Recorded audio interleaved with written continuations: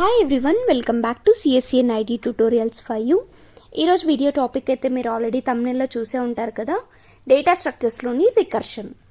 So ఈ recursion టాపిక్లో మనం ఏవేవి డిస్కస్ చేస్తామంటే, అసలు రికర్షన్ అంటే ఏంటి, ఎందుకు యూజ్ చేస్తాము, ఆ రికర్షన్ అనేది ఎలా వర్క్ అవుతుంది, టైప్స్ ఆఫ్ రికర్షన్, ఒక ప్రాబ్లమ్ని రికర్షన్ యూజ్ చేసుకొని సాల్వ్ చేయాలంటే దాన్ని ఎలా ఫైండ్ చేయాలి అనేది ఈ 5 టాపిక్స్ని ఈ వీడియోలో చూద్దాం. ఫస్ట్ అసలు రికర్షన్ అంటే ఏంటి? రికర్షన్ అనేది సింపుల్గా చెప్పాలంటే, సో ఒక ఫంక్షన్ మాటికి దానికి అది కాల్ చేసుకుంటుంది అనమాట. సో ఆ కాల్ అనేది డైరెక్ట్గా అయినా అవ్వచ్చు, ఇండైరెక్ట్గా అయినా అవ్వచ్చు. దాన్ని మనం రికర్షన్ అంటాం. ఆ పర్టికులర్ ఫంక్షన్ ఉంటుంది కదా, కాల్ చేసుకునే ఫంక్షన్ని మనం దాన్ని రికర్సివ్ ఫంక్షన్ అంటాం. ఇక్కడ మీకు సైడ్ ఎగ్జాంపుల్ చూసుకుంటే వాయిడ్ రికర్స్. సో ఈ రికర్స్ అనేది ఏంటి అంటే అదొక ఫంక్షన్ అనమాట. సో ఆ ఫంక్షన్ని మనం దాని లోపలే కాల్ చేస్తున్నాం అండ్ ఇంకా మెయిన్లో కూడా కాల్ చేస్తున్నాం. సో ఇక్కడ కాల్ చేసింది ఫంక్షన్ కాల్ అవుతుంది, ఇక్కడ ఇంటి మెయిన్ లోపల ఉన్నది ఫంక్షన్ కాల్ చేస్తున్నాం, అంటే పైన ఉన్న ఫంక్షన్ని కాల్ చేసుకుంటున్నాం. ఇది రెగ్యులర్గా మనం చేసే ఫంక్షన్ కాల్. రికర్సివ్ కాల్ అనేది ఏంటంటే ఫంక్షన్ని దాని లోపలే కాల్ చేస్తాం అనమాట. ఇక్కడ ఫర్ ఎగ్జాంపుల్ వాయిడ్ రికర్స్ అని ఉంది, మళ్ళీ దాని లోపలే రికర్స్ అని చెప్పి మళ్ళీ కాల్ చేసాం అనమాట. అది రికర్సివ్ కాల్. నార్మల్ ఫంక్షన్ కాల్కి రికర్సివ్ కాల్కి ఇదే డిఫరెన్స్.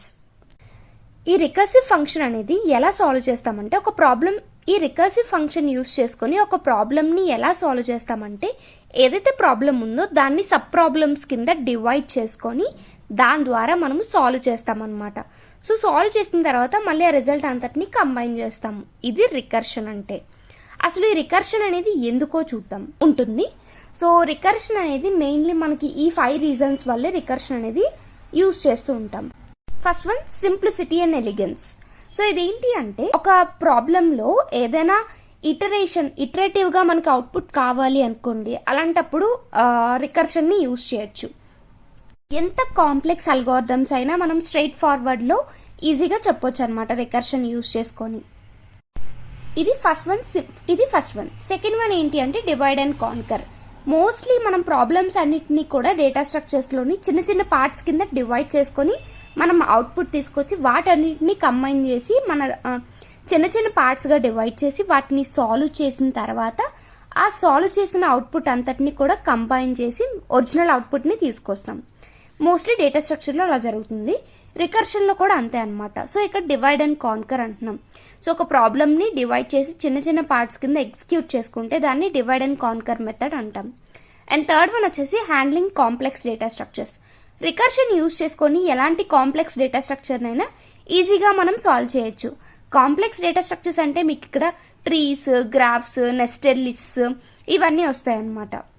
ఇవన్నీ కూడా ఎలా ఉంటుంది అంటే మనకి పర్టికులర్గా ఇప్పుడు ఈ డేటా స్ట్రక్చర్స్ అబ్జర్వ్ చేస్తే మీరు వీటిలో ట్రావర్స్ చేయాలంటే ఒక పర్టికులర్గా దాన్ని డివైడ్ చేసుకుంటాం. ఒక స్మాల్ పార్ట్, స్మాల్ ట్రీ కానీ చిన్న గ్రాఫ్ కానీ తీసుకొని అలా మనము ట్రావర్సింగ్ అనేది చేస్తామన్నమాట. సో ఎంత కాంప్లెక్స్ డేటా స్ట్రక్చర్స్ అయినా రికర్షన్ యూజ్ చేసుకొని హ్యాండిల్ చేయొచ్చు. And next one, dynamic programming and memorization. మనకి డైనమిక్ ప్రోగ్రామింగ్ అల్గోరిథమ్స్లో కూడా రికర్షన్ని యూజ్ చేస్తాం. డైనమిక్ ప్రోగ్రామింగ్లో కూడా మోస్ట్లీ మనము ఒక సొల్యూషన్ కావాలంటే దాన్ని సబ్ ప్రాబ్లమ్స్ కింద డివైడ్ చేస్తాం ప్రాబ్లమ్ని. సో అక్కడ కూడా మనకి రికర్షన్ అనేది యూజ్ అవుతుంది. Next, మెమోరైజేషన్.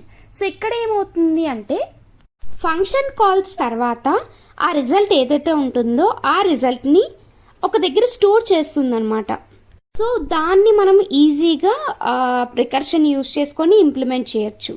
And next one, flexibility అనేది ఏంటంటే ఇక్కడ మనం తీసుకున్న ఇన్పుట్ సైజ్ మీద కానీ లేదంటే తీసుకున్న డేటా స్ట్రక్చర్స్ మీద కానీ డిపెండ్ అవ్వకుండా ఎలాంటి దాన్నైనా మనం రికర్షన్ అనే టాపిక్ రికర్షన్ యూజ్ చేసుకొని మనం సాల్వ్ చేయొచ్చు అనమాట. అదే ఫ్లెక్సిబిలిటీ. ఈ 5 కాంపోనెంట్స్ బేస్ చేసుకొని మనకి రికర్షన్ అనేది అంత ఇంపార్టెంట్ అయింది. అండ్ నెక్స్ట్ వచ్చేసి అసలు రికర్షన్ అనేది ఎలా వర్క్ అవుతుంది. ఒక రికర్షన్ ప్రాబ్లమ్ని మనం సాల్వ్ చేయాలన్నా, ఒక రికర్షన్ ఎలా వర్క్ అవుతుందో తెలుసుకోవాలన్నా ఈ 6 స్టెప్స్ అనేవి మ్యాండేటరీ. సో ఈ 6 స్టెప్స్లో ఏం జరుగుతుందో తెలుసుకుంటే మనము ప్రాబ్లమ్స్ని సాల్వ్ చేయడం అనేది రికర్షన్ యూజ్ చేసుకొని ఎలా సాల్వ్ చేయాలో మనకు అంతా కూడా తెలుస్తుంది. సో ఇప్పుడు ఒక్కొక్క దానికోసం డీటెయిల్గా చూద్దాం. బేస్ కేస్ అనేది ఏంటంటే, ఫర్ ఎగ్జాంపుల్ మన రికర్సివ్ కాల్ అనేది ఫంక్షన్ లోపల ఫంక్షన్ అలా కాల్ అనేది జరుగుతుంది కదా. సో రికర్షన్ అంటే ఏంటి, ఫంక్షన్ లోపల అలా కాల్ అనేది ఫంక్షన్ మళ్ళీ దాన్ని కాల్ చేసుకోవడం, ఫంక్షన్ మళ్ళీ దాన్ని కాల్ చేసుకోవడం ఇలా జరుగుతుంది కదా.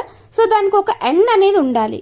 సో ఆ ఎండ్ అనేది ఎలా వస్తుందంటే, ఈ బేస్ కండిషన్ బేస్ చేసుకొని మనకి ఆ రికర్షన్ అనేది ఆగిపోతుంది అనమాట. అదే బేస్ కండిషన్. ఫర్ ఎగ్జాంపుల్ ఇక్కడ చూడండి, ఫ్యాక్టోరియల్ ఆఫ్ ఏ నెంబర్ అనుకుందాం. So factorial of A number 5 అనుకుంటే ఆ రికర్షన్ రన్ అవుతూ ఎప్పుడు ఆగుతుంది అంటే, ఇక్కడ మనకి return n star factorial of n-1 అంటున్నాం. సో n వాల్యూ ప్రతిసారి తగ్గుతూ వస్తుంది. ఎప్పుడైతే n వాల్యూ 0కి ఈక్వల్ అవుతుందో అక్కడికి రికర్షన్ అనేది ఆగిపోతుంది అనమాట. సో ఇక్కడ ఇఫ్ n ఈక్వల్స్ టు 0 అనేది base case. Okay, base condition లేదా బేస్ కేసు. రికర్సివ్ కేస్ అనేది ఏంటంటే, ప్రతిసారి మనకి ప్రాబ్లం అనేది డివైడ్ అవుతూ వస్తుందని చెప్పాం కదా సబ్ ప్రాబ్లమ్స్ కింద. ఆ పర్టికులర్ పార్ట్ ఎక్కడైతే డివైడ్ అవుతుందో దాన్ని రికర్సివ్ కేస్ అంటాం. సో ఇక్కడ చూడండి, n into factorial of n-1 అన్నాం. ఫర్ ఎగ్జాంపుల్ n వాల్యూ 5 అంటే, సో ఇక్కడ n into factorial of n-1 అన్నాం. n అంటే ఇక్కడ ఎంత అంటే 5 ఎంత అంటే 4. ఇప్పుడు ఫ్యాక్టోరియల్ ఆఫ్ 4 అనేది మళ్ళీ రన్ అవుతుంది అనమాట. సో అప్పుడు నెక్స్ట్ ఇటరేషన్లో n వాల్యూ 4 అవుతుంది, ఫ్యాక్టోరియల్ ఆఫ్ n-1 ఎంత అంటే 3 అవుతుంది. ఇలా ఇటరేట్ అవుతూ వస్తుంది. ఎంతవరకు అంటే n అనేది 0 అయినంత వరకు ఇది రిటర్న్ అవుతూనే వస్తుంది అనమాట సమ్ వాల్యూని. ఇక్కడ return n into factorial of n-1 అనేది ఏంటి అంటే recursive case. Okay, next one వచ్చేసి అసలు progress towards base case. Progress అనేది ఎలా జరుగుతుంది అంటే, 5 స్టార్ 4 అన్నాం. సో అది మళ్ళీ n వాల్యూ ఎంత అవుతుంది అంటే 4. సో ఫ్యాక్టోరియల్ని కాల్ చేసుకుంటుంది అనమాట. కాల్ చేసిన తర్వాత బేస్ కండిషన్ చెక్ చేసుకుంటుంది. ఆ బేస్ కండిషన్ ట్రూ అయితే ఆ కండిషన్లో ఉన్నది ఏదైతే ఉందో దాన్ని రిటర్న్ చేస్తుంది. సో ఇక్కడ బేస్ కండిషన్ ప్రకారం n ఈక్వల్స్ టు 0 అవ్వలేదు. సో 0 అవ్వలేదు కాబట్టి ఎల్స్ కేస్కి వెళ్తుంది. ఒకవేళ n ఈక్వల్స్ టు 0 అయితే రిటర్న్ 1 అవుతుంది అనమాట. ఇది ప్రోగ్రెస్ టువర్డ్స్ బేస్ కేస్. మనకి ఇక్కడ ఒక్కొక్క స్టెప్ తగ్గుతూ వస్తుంది అనమాట.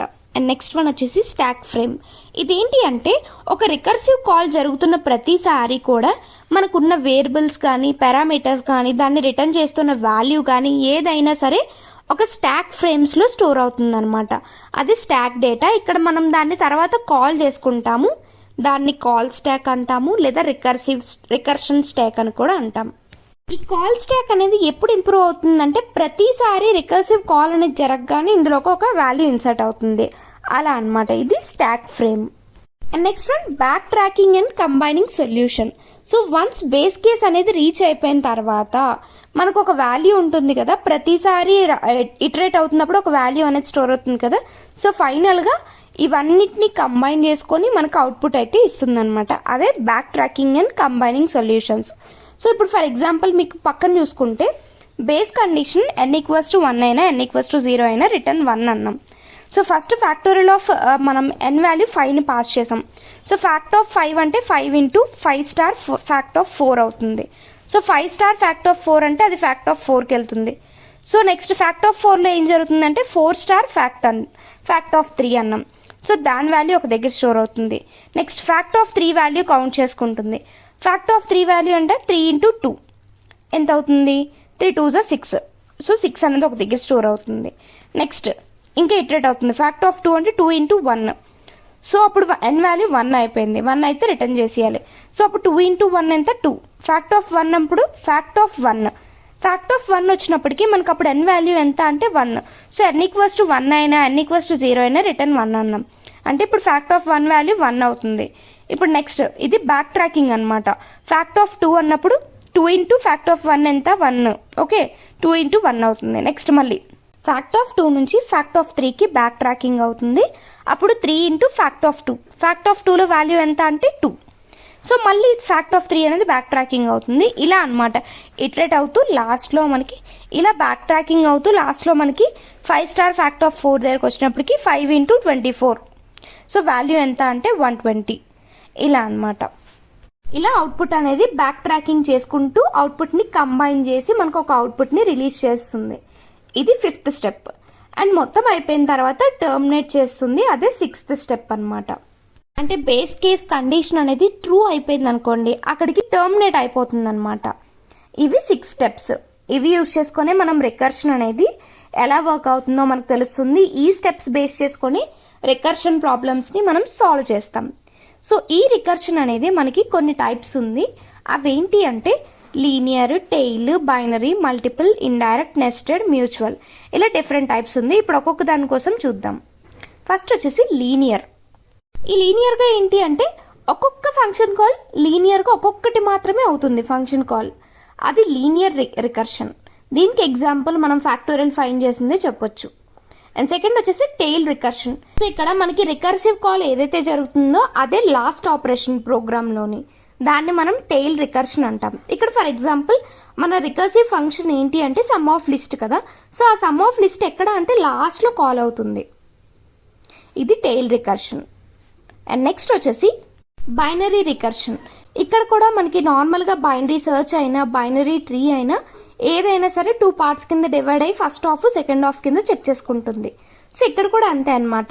ఇక్కడ మనకి 2 రికర్సివ్ కాల్స్ ఉంటాయి బైనరీ రికర్షన్లో. సో మన ప్రాబ్లమ్ని 2 పార్ట్స్ కింద డివైడ్ చేసి ఇక్కడ మనకి అవుట్పుట్ అయితే జనరేట్ చేస్తుంది. ఇది బైనరీ రికర్షన్. అండ్ నెక్స్ట్ వచ్చేసి మల్టిపుల్ రికర్షన్. సో ఇక్కడ ఏంటి అంటే ఫంక్షన్ ఏదైతే ఉందో ఆ ఫంక్షన్ ఒకటి కన్నా ఎక్కువ రికర్సివ్ కాల్స్ చేస్తే దాన్ని మల్టిపుల్ రికర్షన్ అంటాం. ఫర్ ఎగ్జాంపుల్ మీకు ఇక్కడ సైడ్ చూడండి, ఫిబ్నాకీ సిరీస్ జనరేట్ చేస్తుంది. ఫిబ్నాకీ n-1 అన్నాం, ఫిబ్నాకీ n-2 అన్నాం. సో ఇక్కడ రెండు కూడా రికర్సివ్ కాల్సే. ఇక్కడ రెండు కూడా రికర్సివ్ కాల్సే. ఇలా అనమాట మల్టిపుల్ రికర్షన్స్ని పెర్ఫామ్ చేస్తే దాన్ని మల్టిపుల్ రికర్షన్ అంటాం. నెక్స్ట్ వన్ వచ్చేసి ఇండైరెక్ట్ రికర్షన్. ఈ ఇండైరెక్ట్ రికర్షన్ అనేది ఏంటంటే ఫర్ ఎగ్జాంపుల్ మనకి ఏ అండ్ బి అని 2 ఫంక్షన్స్ ఉన్నాయనుకుందాం. సో ఫంక్షన్ ఏ వచ్చేసి ఫంక్షన్ బిని కాల్ చేస్తుందంటే ఫంక్షన్ బి వచ్చేసి ఫంక్షన్ ఏని కాల్ చేస్తుంది. ఇది డైరెక్ట్గా కాకుండా ఇండైరెక్ట్గా మనం కాల్స్ చేస్తున్నాం కాబట్టి అందుకు దీన్ని ఇండైరెక్ట్ రికర్షన్ అంటాం. ఫర్ ఎగ్జాంపుల్ ఇక్కడ మనకు చూడండి ఈవెన్ అండ్ ఆడ్ తీసుకున్నాము.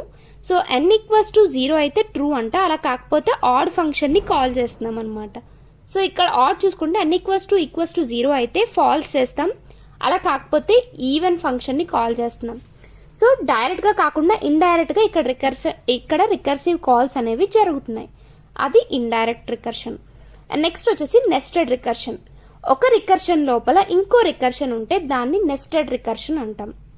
ఈ నెస్టెడ్ రికర్షన్ అనేది ఏంటంటే ఇప్పుడు ఫర్ ఎగ్జాంపుల్ ఒక రికర్సివ్ కాల్ జరుగుతుంది, మళ్ళీ ఆ రికర్సివ్ కాల్లోనే ఇంకో రికర్సివ్ కాల్ని పాస్ చేస్తే దాన్ని నెస్టెడ్ రికర్షన్ అంటాం.